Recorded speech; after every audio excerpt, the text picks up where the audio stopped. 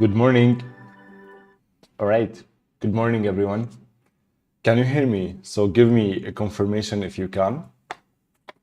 And for those who are watching in the evening, good evening.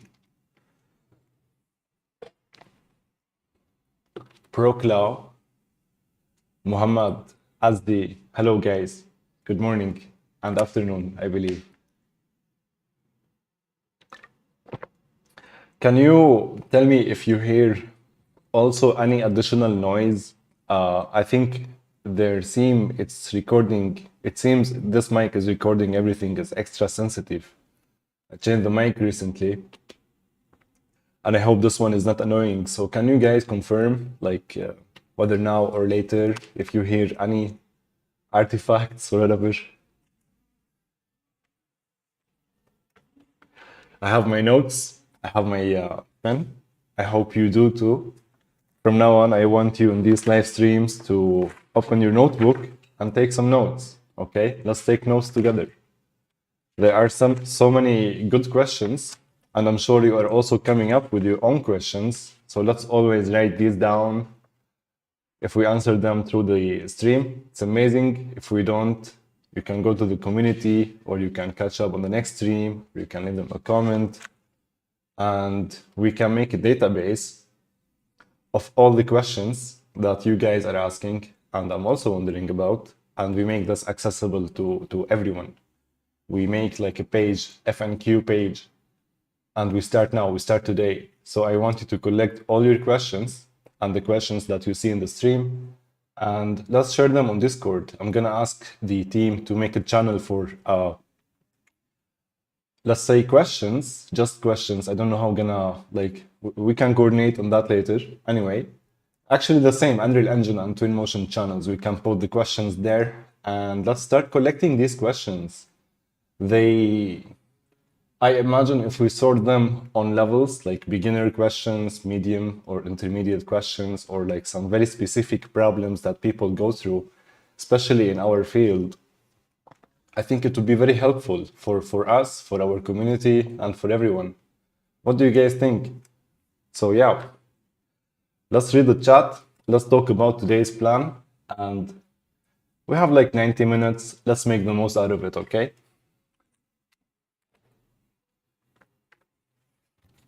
So this is for the questions. Today's date. The year is ending. I hope you all had good 2022.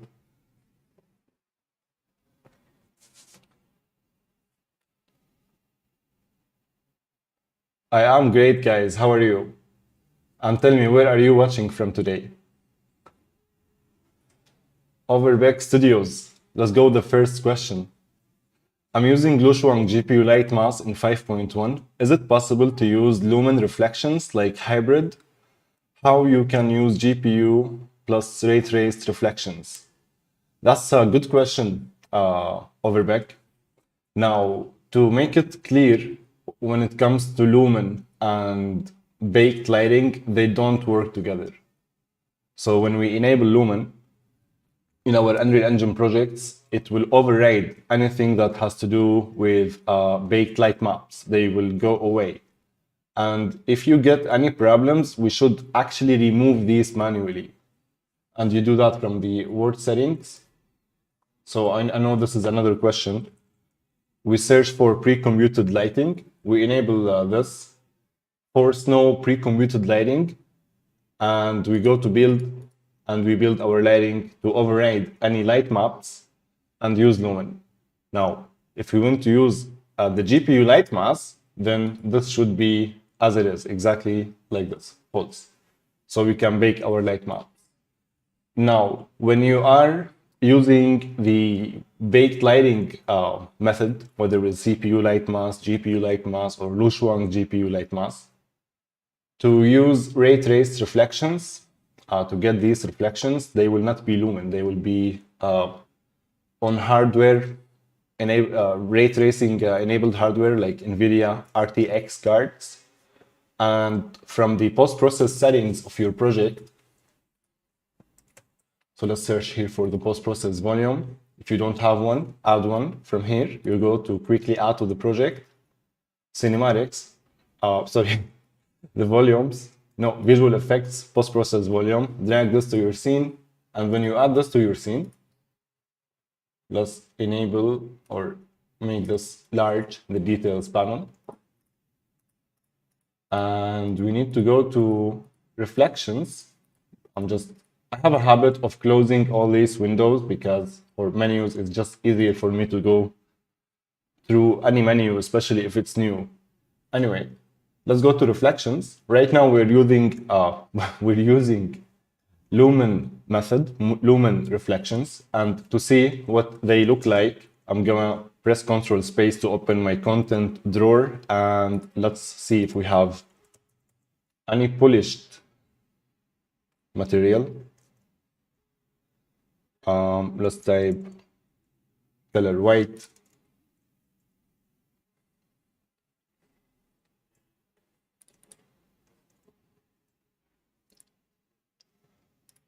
Okay, I'm gonna make or check my own materials here. All right.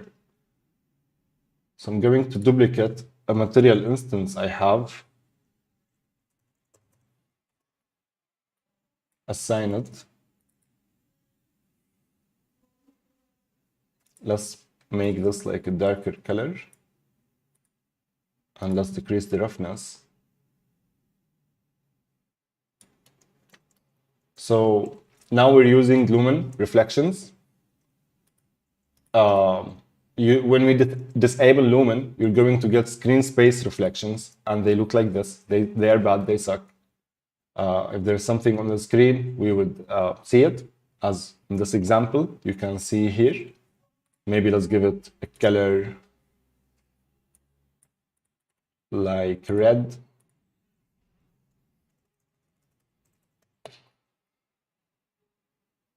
Assign it here. And great. So that's what screen space reflections are. And we usually, to work better with this, we define these with screen reflection capture actors. So if we go to visual effects, we go to screen reflection capture, we bring one to the scene. We set it to a specific size, or we bring a box capture and like cover the apartment, and then we need to go to build reflection captures. It's such a process, right?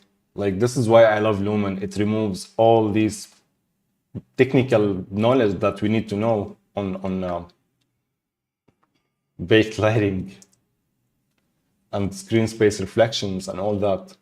It just works.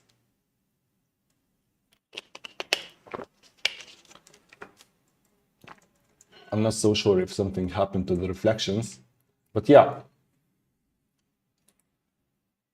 So here's Lumen reflections. Whether it's in the screen or not, we see the reflections. And in your baked lighting projects, so this is I know it's such a long answer, Overbeck. You can use standalone ray traced, and for this, I think I should have that enabled in my project. I don't think I have ray tracing enabled for this project, hardware ray tracing, but let's take a look and let's see how we can enable hardware ray tracing on our projects as well.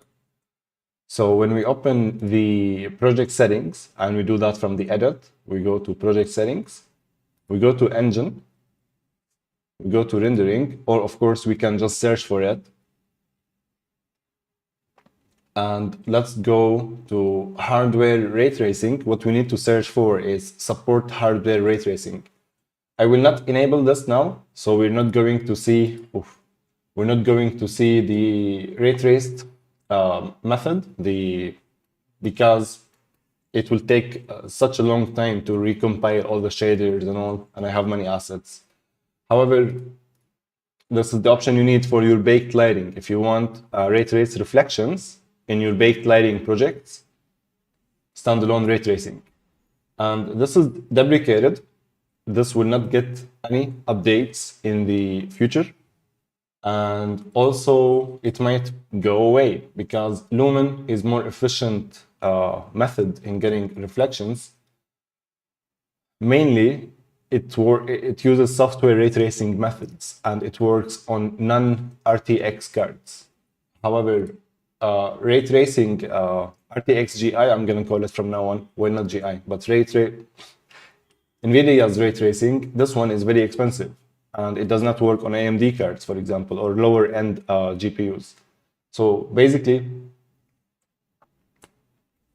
you can also, by the way, if you want to make the most, I didn't try it yet, but there are branches from Unreal Engine 5 with RTX GI. I think, I'm sure it's still getting updates for Unreal Engine 5 on NVIDIA website. So if you Google it and you want to make the most out of your GPU, there are some cool effects still, but still, I am a Lumen guy. It does not mean I won't look into any of other branches in the future, especially if you guys want. And let me record the first question.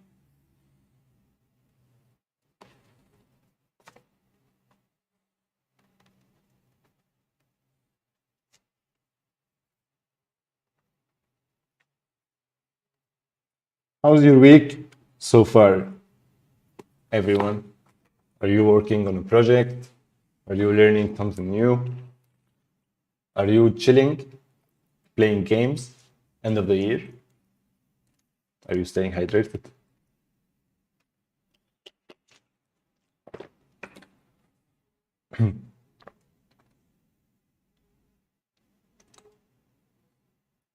Ashish, Exandrin, good morning, Exandrin.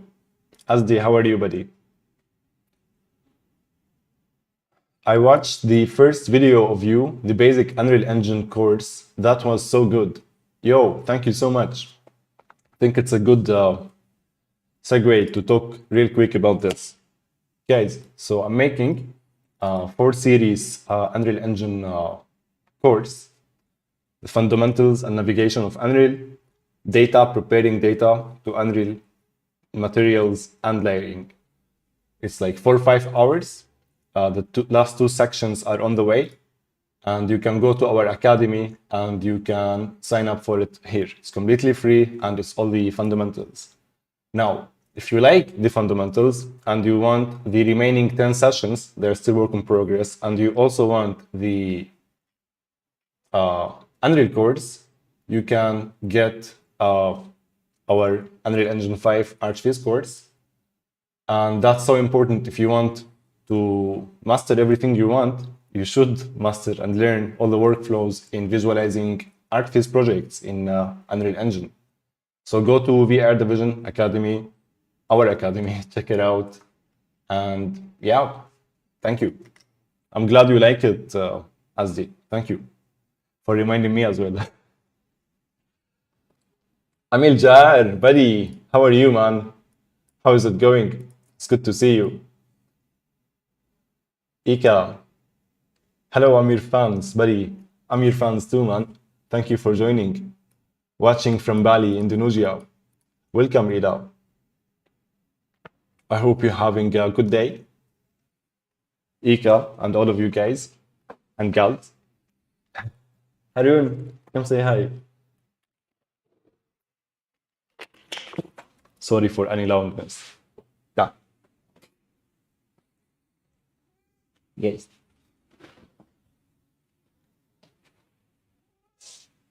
Yes. Want to say hi?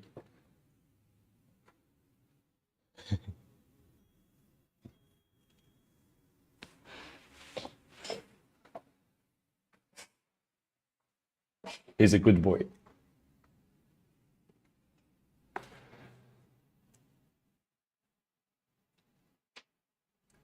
I have a beginner question. How we can import 3D models from Sketchfab or any other sites? Let's take a look at it now. And we will start with one of the local models I have, one of our models, and then we can take a look at Sketchfab because it is the same process. Importing. So I'm taking a note of the second question. Importing 3D models. And I assume you want also to know how to create the materials for these models.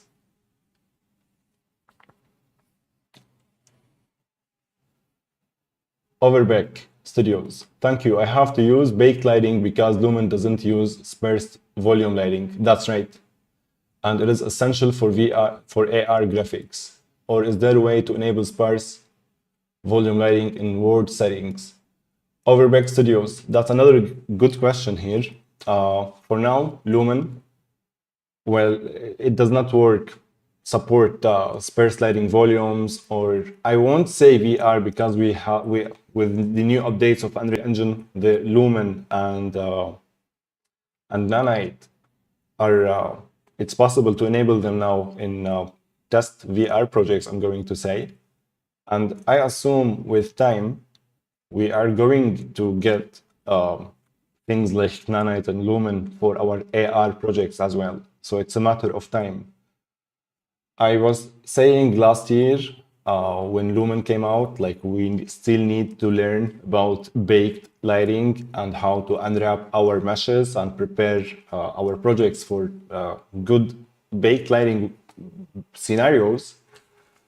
I hope this goes away and we just use things like Lumen and Nanite. However, yes, for your current project, any VR or AR project or any actually project that you need lots of performance, we still need to learn baked lighting and using things like GPU light mask or Lushuang GPU light mask and so on.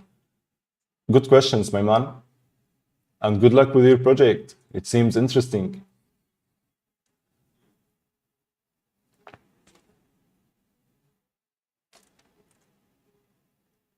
Pedro, aloha. I don't know how to pronounce that. I need to learn. From Portugal. It's nice to see you again. It's nice to see you too, buddy. Thank you.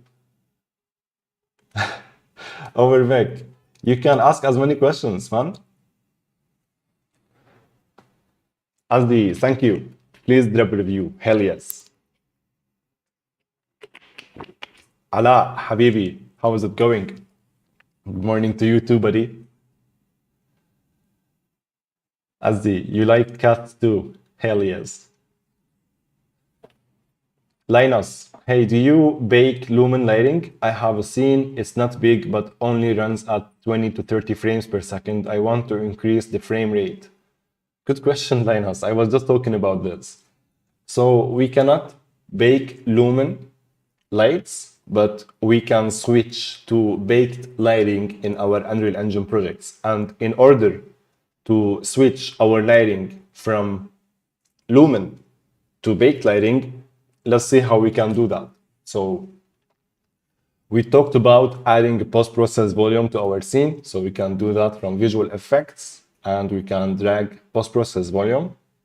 And let's click on the post-process volume, go to global illumination. We need to switch the method from Lumen to none. And let's do that. Now this is a dynamic lighting. Let's also switch the reflections also from Lumen to none. And let's select our directional light. And let's set it to static or stationary, depends. I'm gonna set it on static for now. And let's select, or let's just type light. And when you type light in Unreal Engine in the outliner, it will show you all lights in your scene. So we're basically searching based on the type of actor. So let's select the skylight and set that also to static, because just so you know, real quick, in actors movability, movable actors are fully dynamic and they can change in any way in runtime when we're like running our project, when playing our game. Static actors are fully baked and they do not change in any way in runtime. And when we are talking about static lighting, baking lighting, we need to switch the actors that we need their lighting information baked to static, because movable, it will not save the light maps of any actor. So if we set that maybe here, we can get descriptive, yeah, allows baked lighting. So basically the movable does not allow for baked lighting. Stationary, it also allows for baked lighting. On more differences on that, if you want to learn more on these, we have the lighting and the materials session on the way, coming to what I said earlier, to the academy. So go sign up.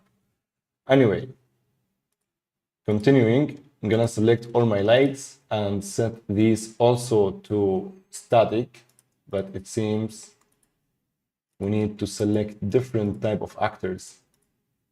So yeah, when you select multiple actors from different source actors, sorry, you lose your settings basically. So it's either fully spotlights or fully rectangular lights. And here is a nice quick shortcut to select all types of spotlights or selected actor. You press Ctrl+Shift+A and it will select all spotlights in your project, and you can set them to static. Then you select all rectangular lights with the same shortcut and so on. And that shortcut exists here in the select menu here. You have all these amazing ways to select your actors. Learn them. There is a tutorial on that actually in depth on all these ways we select actors with. So now everything is set to static. If I'm not mistaken, we should be able to bake our light if I didn't forget any steps. So let's go to build and build lighting only. There is also a way to disable Lumen from the project settings, but we didn't do that. We did it from the post-process volume, so we keep it easy. And the post-process settings will override the project settings.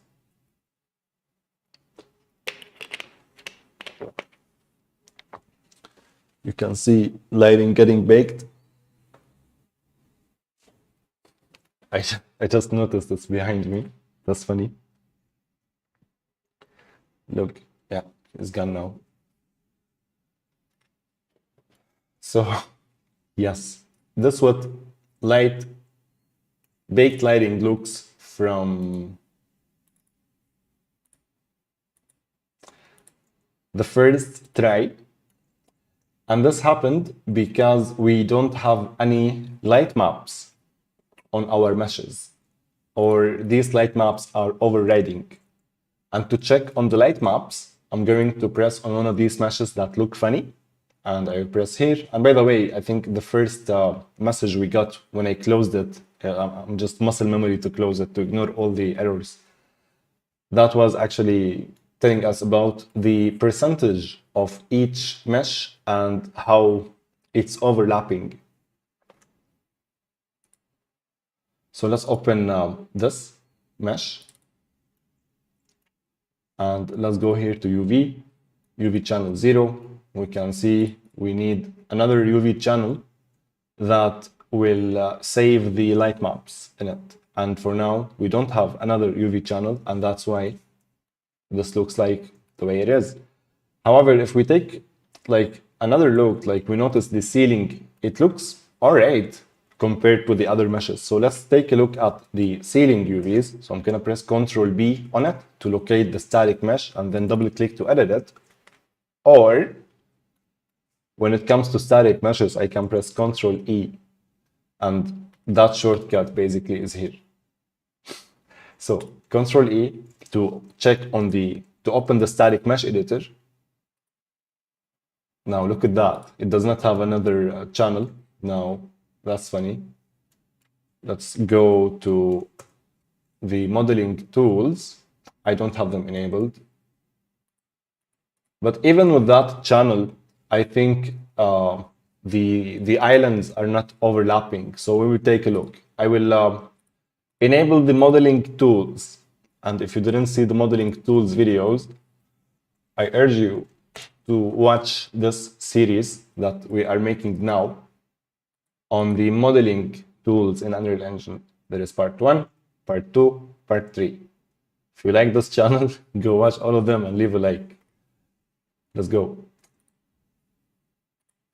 Plugins. let's search for modeling. And here we find the modeling tools editor mode. So let's enable that. And let's restart the editor.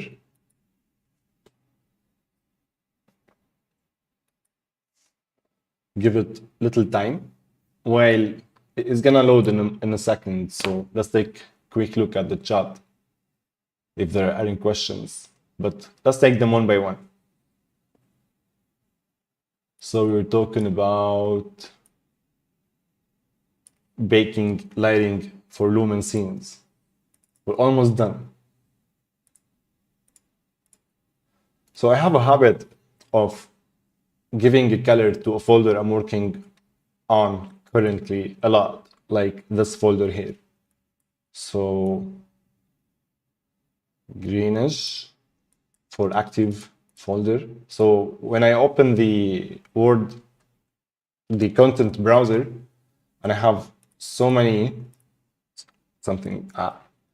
folders, I can quickly see this. This is my folder, and this is my level. And something entered my eye. Pressing Shift 5 to switch to the modeling mode since we enabled it. And we got some UVs.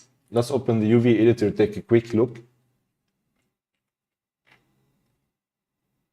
Okay, we have this part. So something to know on the light maps. So pressing Ctrl E to open the static mesh editor and LOD 0, okay. Build settings. We have the source lightmap index and the destination lightmap index. They are set to the same number, and I might be mistaken, but they seem to be saved in this channel.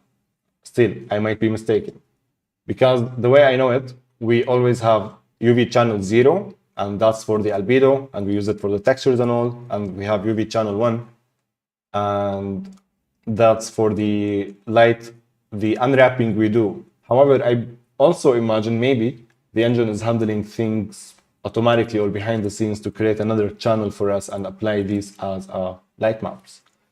And we know lighting is baked because the light map here, or the color in general, is like tinted with red because we have this part here. So if we go to the sides, they should be black. Yep. In unlit mode, we don't see the effect of light maps, which is very helpful.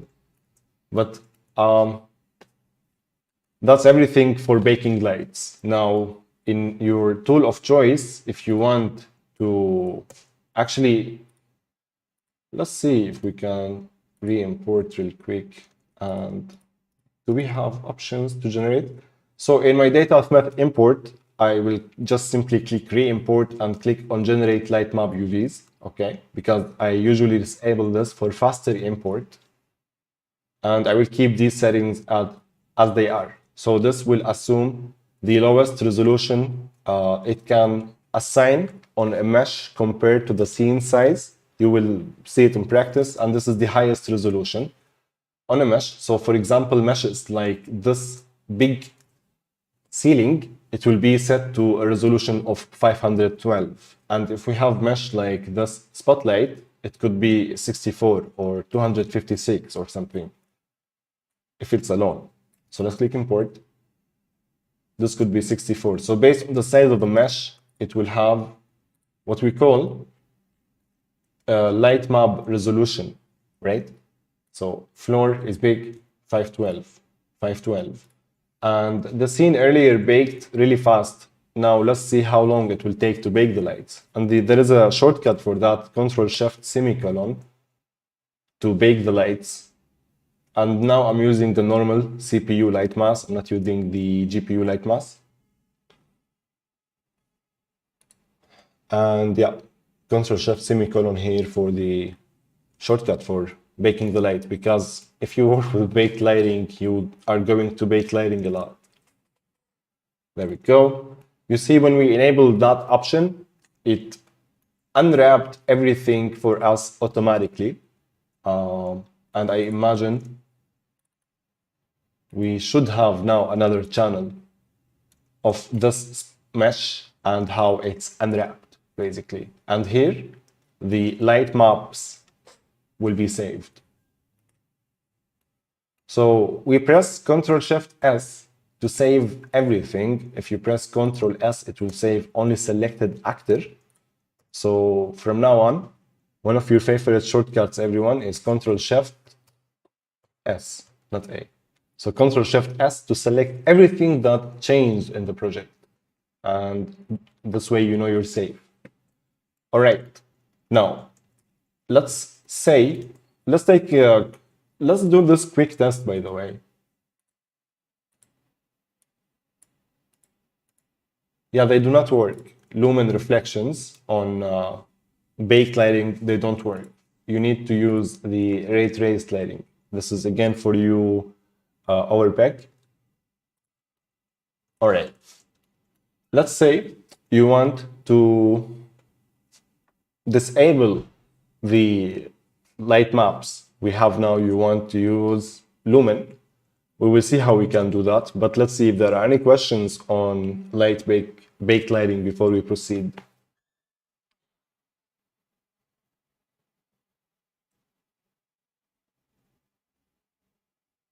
Okay. Now, since we have no questions on light bake, we can unbake. And to do that, we need to get rid of the light maps information on our meshes. And to do that, we go to word settings. And if you don't have this menu, because usually it's not on by default, you need to go to settings and click on word settings. Boom. Word settings. We need to go to light mask, I think. So yeah, advanced, since it's here. Force no pre-computed lighting. Or you can search for this option in the search panel here. I'm just showing you where it is. So it's under light mask. And by the way, this is where we control the quality of our CPU bake. Like all these settings here. But it's recommended we use GPU light mask or Lushuang GPU light mask if we want to use baked lighting. It's possible to bake with the CPU, but it's slightly painful. So first, no pre-computed lighting now is enabled. All we need to do is to go to build and build our lighting. So click that, and now the scene is back to default, to the old dynamic lighting, I'm going to say. And you always get this preview message. So this is how you remove preview. You select your lights. So I'm going to type light and just set them to movable, basically. What it's saying here, this is a preview of your light when we are going to bake our light, but we're not going to bake our light. So let's set it to movable, and we will, it will get rid of the preview. So let's do that for all the other lights. Movable and movable. Nothing changed yet. That's because we need to enable Lumen. So now we go again to the post-process volume. And as I said earlier, the post-process volume is overriding the project settings. So here under rendering, if we go to the global illumination setting, it's set to Lumen. Now, if we switch this back to Lumen, it's amazing. And let's do the same for the reflections. There we go. So this is the old methods, and this is with Lumen. It's amazing. I need to drink some water.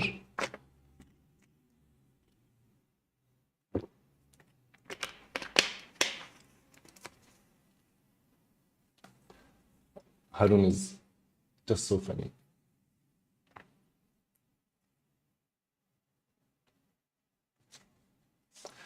So I hope this answer is good to your question, Linus.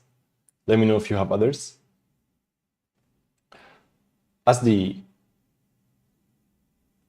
leave questions, work on me. I asked a lot of questions. Thank you, man. Then we'll be in touch on Discord to take these questions. To build the database. I have a question. How I can import my interior project from Blender to Unreal Engine? It's did I go live on this?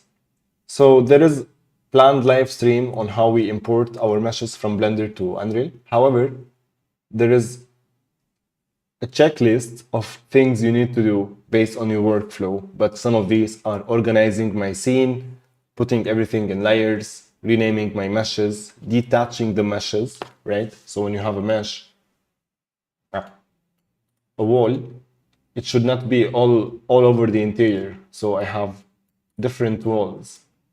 The ceiling, it might need multiple IDs, or I might disconnect this further. So detach your meshes, do all this work by organizing your scene, and then you can either export as FBX, and you can always override that FBX and save it in Unreal, or you can export. So here's my preferred method. In Blender, I export as JLTF, okay? I save my scene as JLTF format, and in Unreal Engine, under plugins, I have JLTF Datasmith importer enabled, and I use this. So I enable this, I restart the engine, and I import the JLTF file I exported from Blender, and just like it got the same benefits of using the 3ds Max Datasmith to Unreal Engine workflow, where I export my project into multiple layers, and I simply click re-import to override any changes I did. So I can always import and re-import and so on. So that's, in my opinion, one of the best ways to import from Blender to Unreal Engine because of the Datasmith support for the JLTF files. Hello from Dubai. Amir, how are you, buddy? Good afternoon to you. If I'm not, yes, it is afternoon. Or morning. No, afternoon. Yes. Where are you guys watching from? Hey, Artha. Arthia. Günaydın. Nasılsın? Azdi, another question. Whenever I place trees, I start getting message about memory exhausted. For example, 200 megabytes, something like this. Is there any fix for that? Trees are considered one of the heavy type of geometries. Like you got so many leaves, so many textures, and all in one mesh, and they can like have so many triangles. And when you start duplicating these around, yes, you're going to have memory settings if you have lower end GPU. Now, with the new Unreal Engine 5.1, you can turn nanite on these trees, and this could help a lot. So if you didn't turn on nanite, you should. Or on your trees, which is the old methods, and it's painful, but you need to have LODs, level of detail, on your trees. So if you're away from the camera, you see lower resolution of that mesh, but it doesn't matter because you are away with your camera from the mesh. So this comes to the optimization of your project. Are you using 4K textures all over your project, or 8K, or do you have virtual textures enabled, and so on? So to recap, these trees, try to turn them into nanite if possible. See if that's going to improve with your performance in general. Turn on virtual textures, and lower the rest of the textures in your scene. Try to use, for example, 2K textures, not 4K or 8K, and so on. So I hope this will help. I notice sometimes drops. I'm not sure. Is there something? Is the stream quality good, by the way? Just let me know as well. And I hope this answer to your question as the works. Hey, Amal. Good day, buddy. How are you, man? I love your work with the textures recently. I've seen a couple of weeks ago. I noticed on Instagram you're doing some photogrammetry. How's it going, Amal? I love your work. Amazing. Keep it up.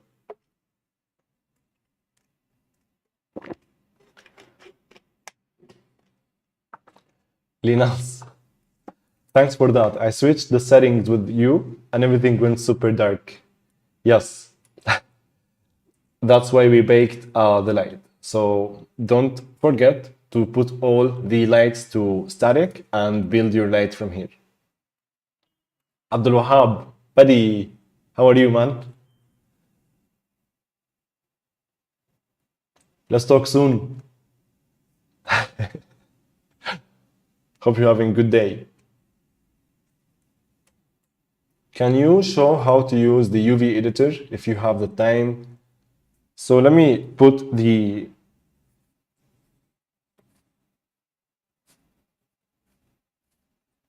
It's already planned on the videos I mentioned earlier using the modeling tools.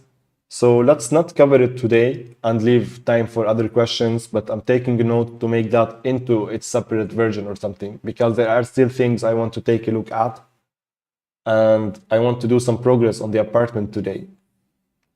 However, I took the note.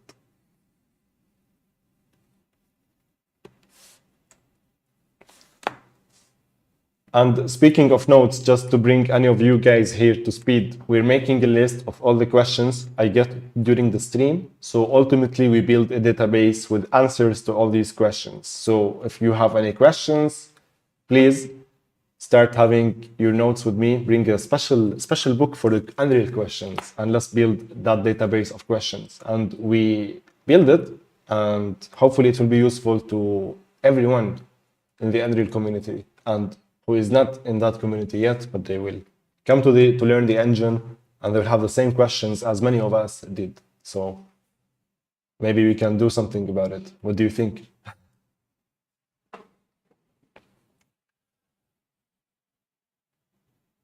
Is it so? Question from Asdi: is it possible to get 4.5 high resolution in Unreal Engine, as we can take only a 16:9 high resolution screenshot? Yes. To take high resolution screenshots in your engine, there are two ways. There is the take high resolution screenshot option, and based on your viewport size, so I prefer when I take a screenshot using this method to have a camera in my scene, cinematic camera, and I switch to that camera so I have like the correct aspect ratio, and then I can put the number 4 or 5, but be careful with how much you increase this number, and then I take the screenshot I want to take. And to maximize the screenshot, I press F11, so it got the whole viewport covered. I usually set it like to something like 3 or something. The second method is where you create a sequencer, right? And in that sequencer, you set your cameras, and then I don't have it. You need to enable from the movie render queue. Is it here? No. The movie render queue, you set the same, even higher settings with the console command, but I would leave that to another time. But you have the options to output your screenshots, save them as EXR, or control the screen size, percentage, and so on. So many settings you can control from the movie render queue. Actually, I'm going to take a note of that. Good question, buddy.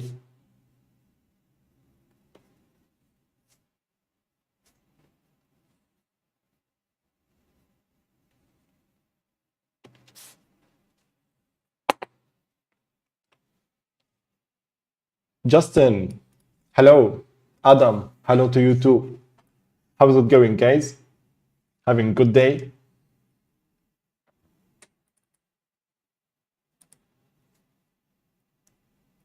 I think you did import from Blender to Unreal Engine last project you made. Yes, I think I did that many times in the streams, but I don't think I've ever done like a special video on it. So it actually makes nice a video, so we can always direct people to it because I keep answering this, and JLTF is my favorite format. USD is great format as well, but I didn't try it yet with the NVIDIA Omniverse branch of Blender. Sagar, buddy. Hey, I just started learning Unreal Engine. I watched some tutorials by Unreal Sensei, William Fauché, and the new beginner's lighting tutorial. Can you tell a brief about blueprints? That's amazing, Sagar, and you landed on some of the best YouTube pages in learning Unreal.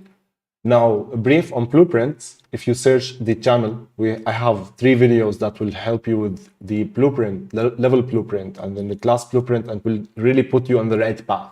But brief, as you said, blueprints is a visual scripting language that we use in Unreal Engine to script and program behaviors and events and functionalities and bring our projects to life, let's say.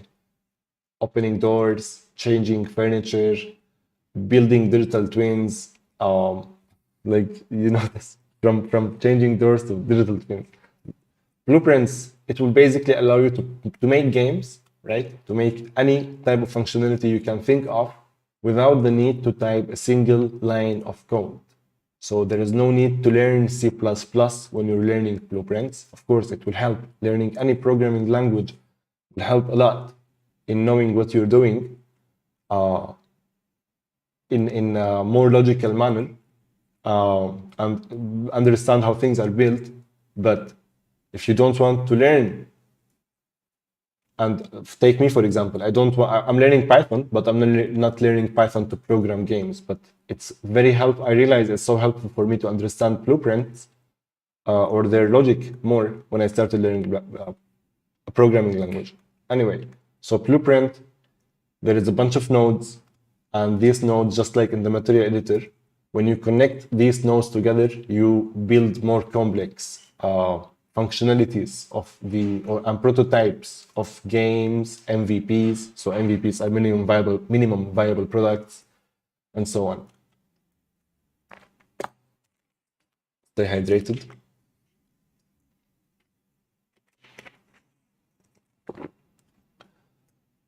Linus, it was great. Thank you. Thank you too. How would you suggest approaching a solution where I want my lights to turn on and off? So I presume they should stay dynamic and the rest of the lighting stays static, then bake. That's one of the ways you can achieve that, Linus. And the other method, you can use stationary lights, but don't use lots of them. And stationary lights, they will bake the light partially, okay? And by partially, I mean you can still change the color and the intensity of that light, but here's the but. The indirect lighting from that light will still be baked. So you can try with stationary lights, and once you bake the lights select any of your stationary lights and change their intensity, see how it reacts, and also change its color, see how it reacts, and you'll understand much more on how you achieve what you want to achieve by keeping the performance high. Because when you use dynamic lights for your specific needs, they will cost you so much in terms of performance. So try to use stationary lights, and I hope that will work for your case. EX Maker from Korea, how are you? How is it going? It's amazing to have people from all over the world. Yes, we have another, I can't pronounce your name, also from Korea. Shout out to you, my guys. Tank 3D from India. Nice. I have so many people I know from India. I love the food. Same for Korean food as well. And Turkish food. I think I just love food. I always use 2K textures. Awesome. Keep it that way. Use 4K only when you need 4K. Ghost from Bolivia. Welcome, buddy. Hope you're having a good day, Ghost. Hitsby. Did you make a character before? No, Bixby, Hitsby. I use MetaHumans, like all of us, and I dabbled with making characters, but I am more of a world building guy. I prefer environments. And MetaHumans, character creator, there are all these good apps to help you make your characters, unless you want to learn sculpting from scratch, but I don't think that's your question. What are you trying to achieve, Hitspy? Axe Lord, I'm super excited for what you guys gonna be doing with your collab with Yum. Can you tell us more about of what's coming? So I would say we're building the metaverse one polygon at a time, one world at a time. As you know, Axe Lord, with the advancements in technology and internet and the how we communicate, like you've seen how pandemic accelerated like these meetings and whatnot, but moving forward even more, like we see games and we see how we engage with worlds. And of course, games are much more than worlds, but they are also worlds for anything. So anything you want to build in a game engine ultimately needs an environment, needs a place to live in. And this is, I think, why I love game engines. When you have any idea, I don't think it matters how abstract that idea is. You can crystallize that idea in any game engine. And with our collaboration with Yum, we just want to make more of that, to make more worlds. So I was also mentioning earlier, almost every person, each one of us, just like we have a home, we have a room, I imagine in the future, all of us, and this includes personal people like you and me, brands, businesses. I can think of so many scenarios, but I would say almost every industry will have their virtual space, and for many reasons, but this virtual space can be used for training, can be used for meetings, can be used for collecting ideas, can be used for self-expression. So many times, me and my friends and my boys, we go play Call of Duty, or what is the name of that game? Or a game where we hang out in a virtual world. So we basically want to build virtual worlds where we want to hang out at. And with Yum, there is the focus on the infrastructure, there is the focus on building the worlds and the environments, and there is also the focus on teaching how we're doing these worlds and environments and anything around that. So I am positive that this is a good progress towards building more immersive and interactive and worlds that were, like the biggest problem for any creator now who makes projects in real time is the delivery of these projects to people, for more people to experience, right? Whether your project is a character, it's a film. Well, film now is easier, of course, with YouTube, but let's say interactive film, because why not? We have game engines. We can make more entertaining and immersive products. So when we talk about any sort of real-time project or product or a game or anything, there is a big problem in delivering this to people to experience it, whether they are clients, if we're talking about architecture, people who are redesigning their homes, or it's just an interactive short film, there's an idea. And yeah, this is one of the problems we are tackling, and it's great to do that collaboration with you because we share the same vision in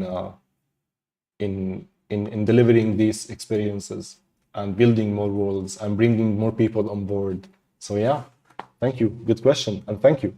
Yep. For those who don't know, um, I hope you're following us on LinkedIn. Please do if you don't. There are so many amazing updates on our LinkedIn. So let me put it on the screen for all of you.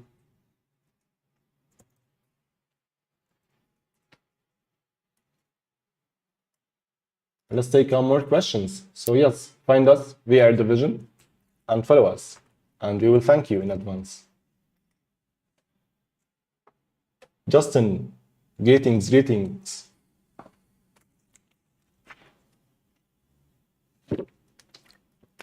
Hits by from Saudi. كيفك حبيبي؟ Meta-humans, you didn't know what meta-humans are. So let's quickly talk about that. So let's say you are a creator, you want to make a character for your project, for your game, for your story, for your film, for anything, but you are not a character creator. So MetaHuman from Epic Games, from Unreal Engine, and it's integrated with Quixel Bridge in Unreal Engine 5. So I hope we answered this. So when you go to Quixel Bridge here, you will find your MetaHumans. And the MetaHumans you build, you make in the MetaHuman creator. So now it's loading the session for us on a virtual machine. And you can click on any of these humans, MetaHumans, and import them in your project. And they're fully rigged, they have like facial expressions, there's so much you can do with these, and they're like extremely realistic. I don't want for this to load, but let it load for a second. Maybe you can take a quick look at it.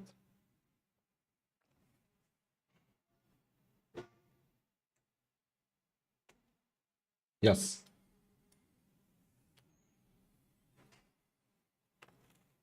So yeah, you can create a MetaHuman and export it to your project. As easy as that. Just click create. Have some fun while reading the chat. Axel Lord from Berlin, my man.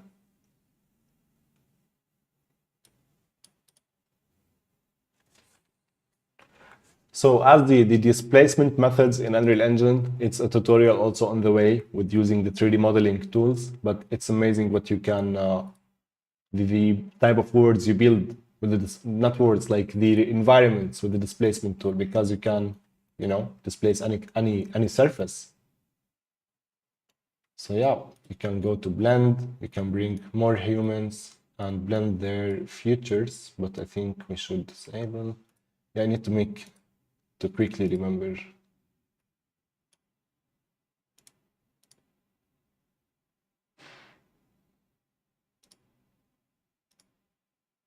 So the blend, we need 3 presets. All right.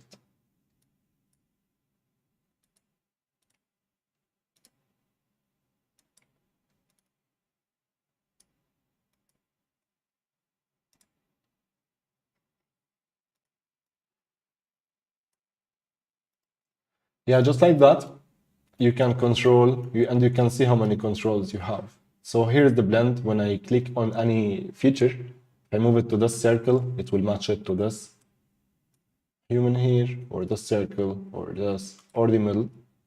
And you can choose and add more presets that you can blend in between. And the beauty of this, anyone on any machine can use it, because this is running on a virtual machine. So you don't need Unreal Engine, you don't need anything. You just metahuman.unrealengine.com, make an account, and start making your metahumans.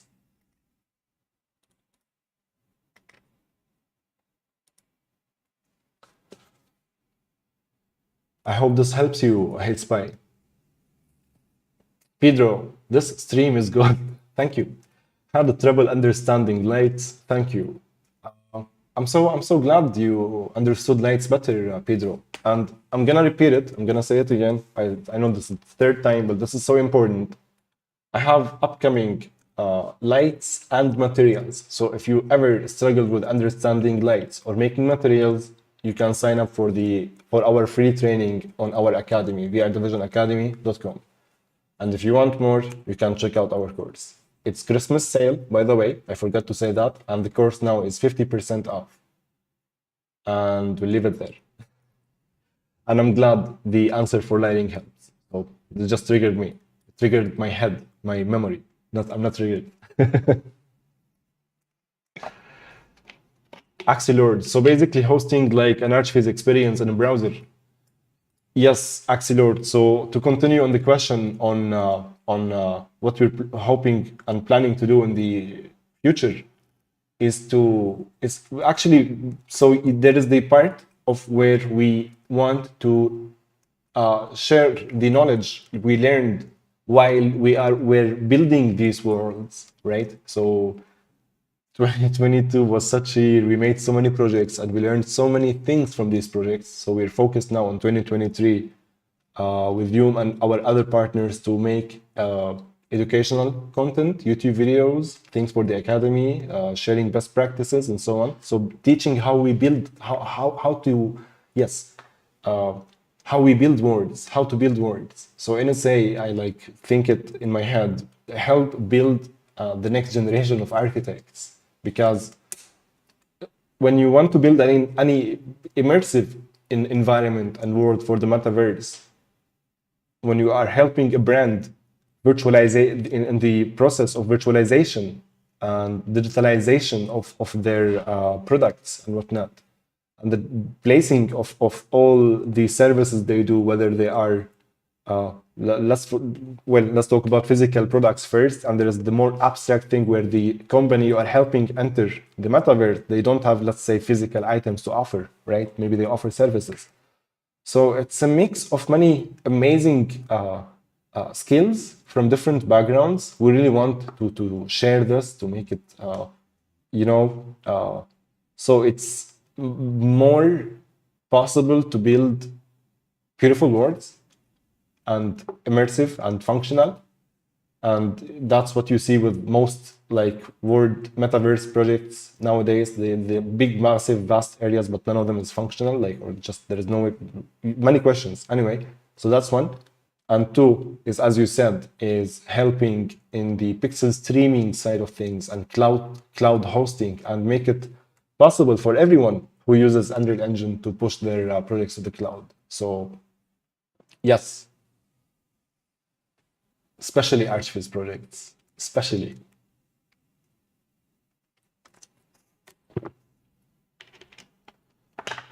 In a browser and any device, mobile phone, tablet, fridge, if it got access to the internet.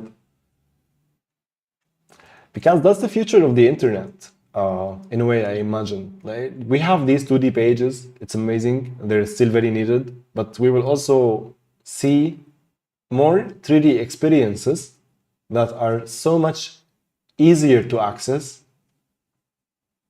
More and more, it will increase in size, in quantity and quality. So the transition to the new web or whatever, it will gradually, and I think you guys are the frontier of it, building these real-time experiences. I imagine you guys will be hosting and building these environments and worlds and hosting them online for people to see. Because it's just like the internet, that's the new internet. And yeah, imagine now, of course, let's talk about quickly about AI, but it's possible now with artificial intelligence, even though it still needs some time. I imagine just month or like a year in max, but it will be possible to build 3D models, 3D environments, and 3D many things. And just like we see now with DALI and whatnot. So I'm certain it's coming soon, where the ability to build worlds much faster and easier. And I imagine what type of things we will free ourselves up to do. So that's exciting.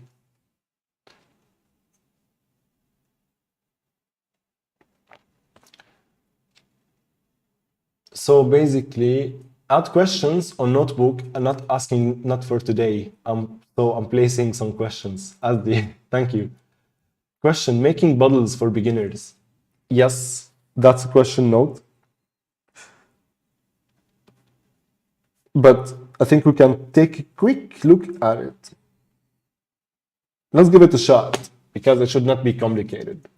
So you need, in order to let's say making puddles, if I understood your question correctly, and mix it with other surface, we need to learn about vertex painting. Okay, so let's start by finding 2 or 3 textures we want. So I'm going to type materials so we can make something out of them. So I'm going to type ground,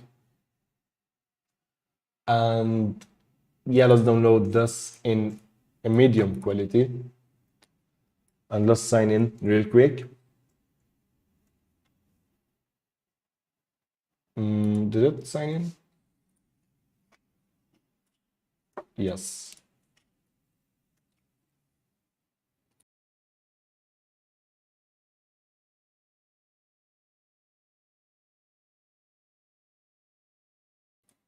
All right. And let's type grass.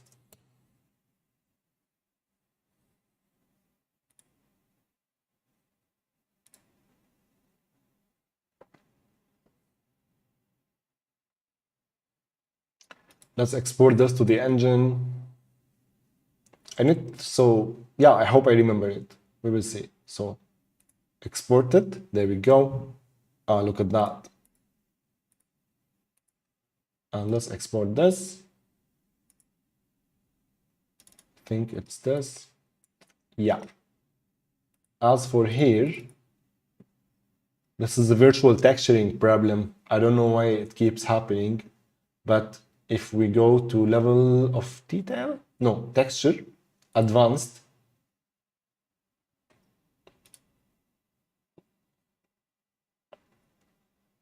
let's just search for it. Virtual. How? I need to enable virtual textures on this project. I don't have them enabled yet, so we will keep it for now. However, the quickest fix for this, you will notice now if you use it, it will look like so, is to restart the project. I saw someone mention, I asked this question on Facebook group like a couple of weeks ago, and someone said moving the project out of an SSD. So I want to try that as well, now since it's replicated, because I didn't see it for a while. But yeah, the easiest way to fix this is to enable virtual textures, just so you know. And we may just enable them. But first, let's take a quick look at the puddles, because there is a nice tip I want to share. So how about we had, I can't remember how exactly, but maybe you guys remember. We have the ability to select multiple actors and multiple materials and create a mixed material in Unreal Engine 4. We used to have an options. I remember I saw it, but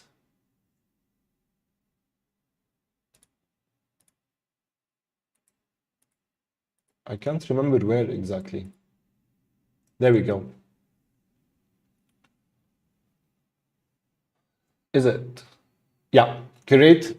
So there we go. It is this one.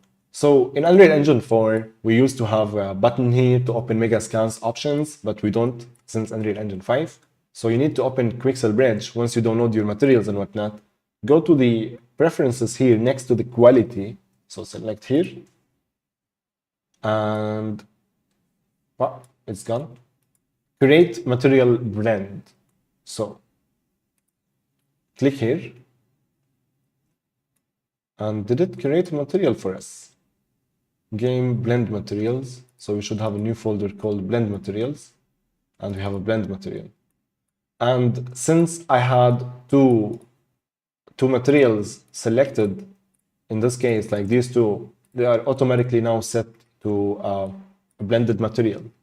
And I imagine I have the option to select a third material. So we have the base layer, the middle layer, and the top layer. The top layer is set to nothing. So RGB, this is what we're now talking about, vertex painting. And this material will set up for us automatically thanks to Quixel, you know.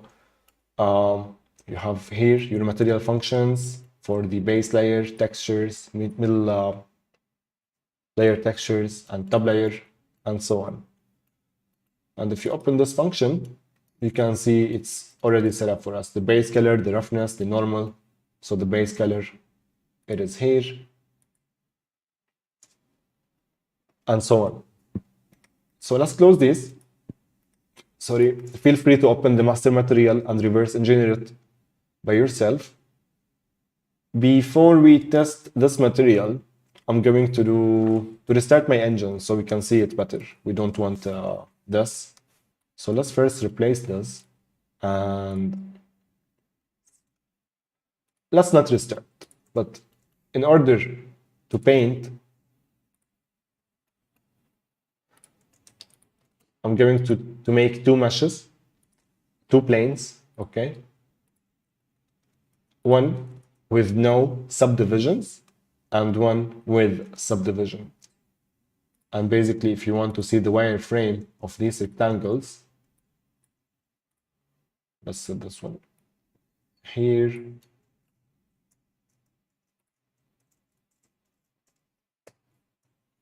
So this one have just one face, this one has many more faces. And for vertex painting, it's important to have the object on the right.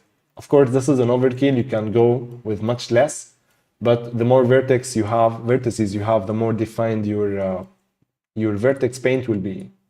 So if we assign this texture, let's restart the engine real quick. It might be just better.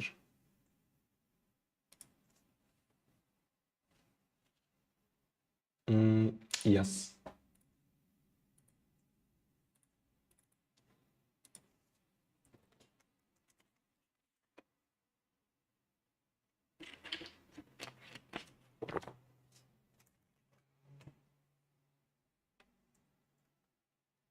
I'm looking at where I am at in answering the questions.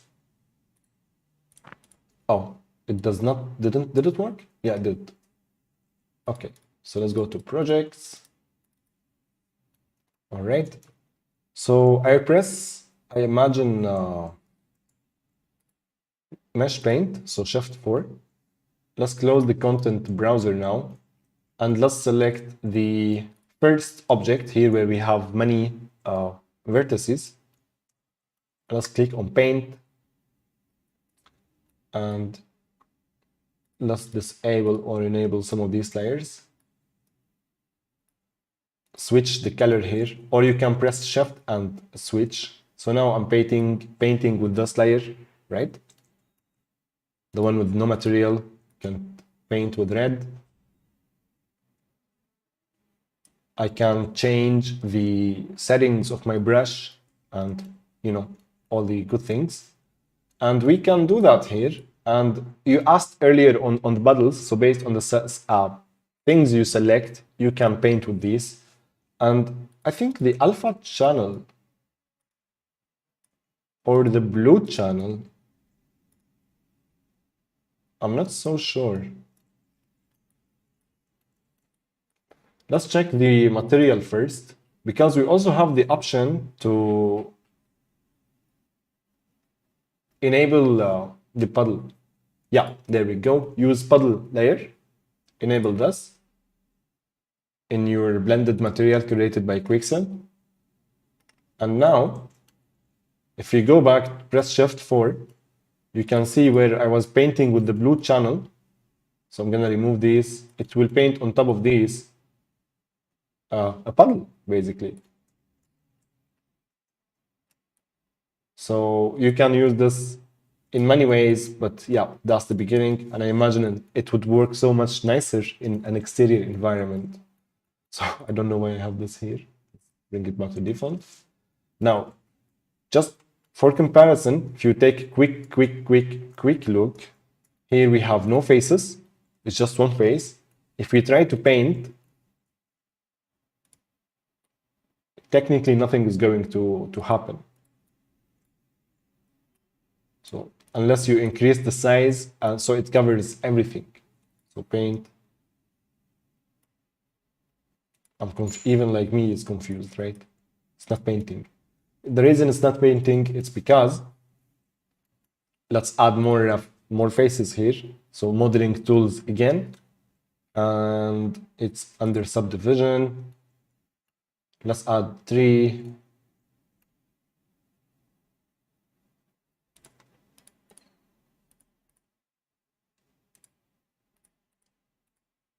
Interpolated, no, generated,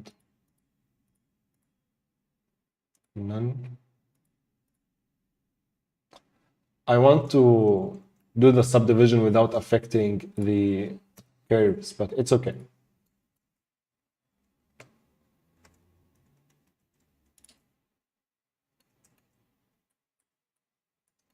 As we can see now, we have these vertices, that we can see these vertices and we can draw.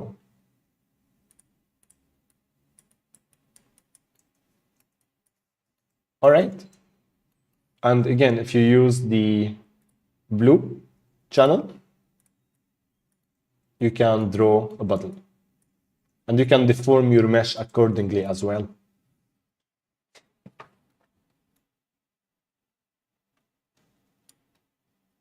So I'm going to take a few final questions, take a quick read of the chat, and we're gonna call it a day. Yeah, I'm almost out of time, need to get to do some work, so we have 5 minutes.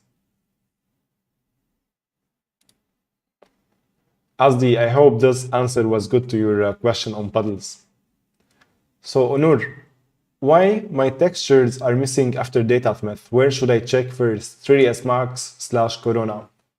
So Onur, when you export your textures and assets from 3ds Max, the textures will be exported, but generated textures, these should be baked first or something. So in the past, it was not possible to export like most textures from Corona and V-Ray, but with recent update on Unreal Engine 5.1 for Datasmith, it is in a way much more possible because it got so many more improvements. I didn't try a Corona scene yet because I don't have Corona on my machine here, but I'm planning on taking a look at it, see how many improvements they did. But what I do recommend is make sure that you have the latest version of Datasmith and plugin exporter on your 3ds Max or tool of choice, and make sure that you are aware of what type of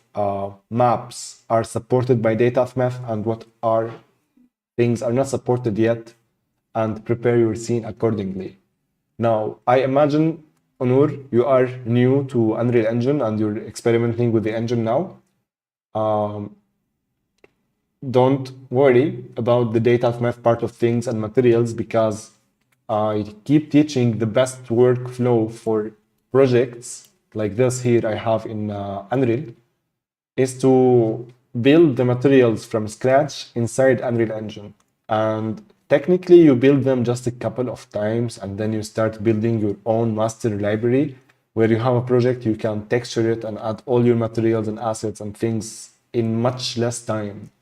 So what I do recommend is keep trying with the export, of course, so you can get the best result, and optimize your 3ds Max projects accordingly, what will give you the best result, and also slowly start building your master library inside Unreal Engine to be able to finish your projects faster and don't have to adjust the Corona / V-Ray materials every single time you do export.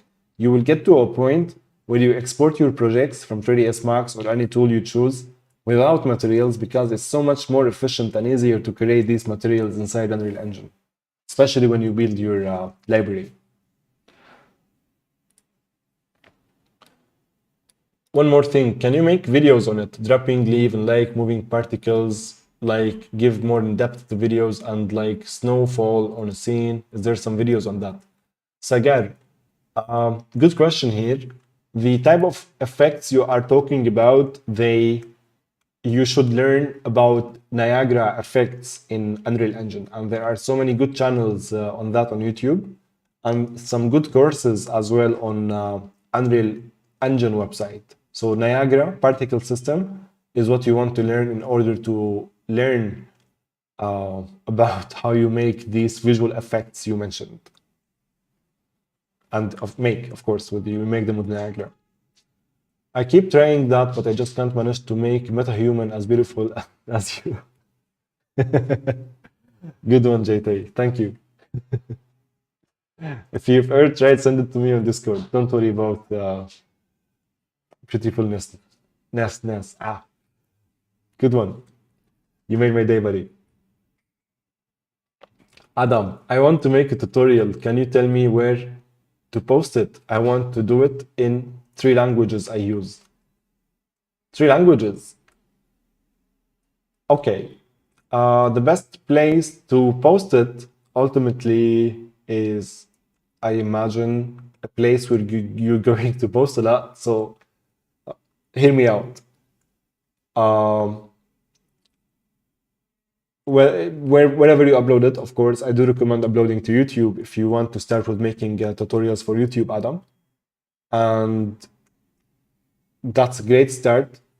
Then there is a social media where you can share your tutorial. So based on specific groups. So if you're making a tutorial in Archviz, there are Archviz communities in Unreal Engine, let's say, right? If you're making tutorial in, automotive, virtual production, and so on, or any other topic, there are communities who are interested in learning more about this topic that you're learning about or expert in, you're making tutorials on, that you can share them at. And there is something I want to try doing is to take my tutorials, for example, and write them in more detail or something and make like a blog post about it or something, right? So I remember, for me personally, listen, I'm talking about me as well. For me personally, I used to like detailed blog posts about very tutorials that are technical, with technical concepts to understand and many shortcuts, because it's just easier to write them down. And if you want to make something that you want to watch, that you would like really spend the time watching, and I'm sure many people will also watch. Like, this is what I learned, and this is how I try to do the YouTube videos or these live trainings. Or I hope this helps, my man, and good luck with that. If you need any help or if you share anything, please share it with me on Discord or LinkedIn. So guys, if you make tutorials or if you make anything educational, please share that with me. Like, if any way I help you, or like, I just wanted to take a look at what you do. Surprisingly, I don't know how to say it, but it's just amazing seeing sharing what we know, and I think that's the best way to work on projects and to make things. And especially when you spend like 5 hours or 10 hours on a problem and then you solve it, and then you help others not spend another 10 hours on the same exact problems, because there is a solution out there. So that's amazing. And 3 languages, that's amazing, Adam. I only stopped there because I felt it's a little challenging to start out in multiple languages.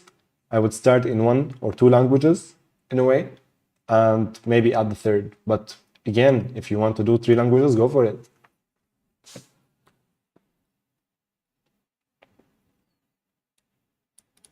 I saw a guy made HDRI using Google Maps. If you can explain it in details. I've never seen that before, Asdi. Could you elaborate more on the HDRI? Ika, out of memory, I think sometimes in UE 5.1. That's because we spoke about optimization things, but yes, out of memory, it means you need to optimize the project or remove some of the details you have. It is annoying. I downloaded the auto blend material from Unreal Sensei, and now I add different materials in that material according to what type of terrain I need. Yes, auto landscape materials are amazing. Guys, I will close the stream for today.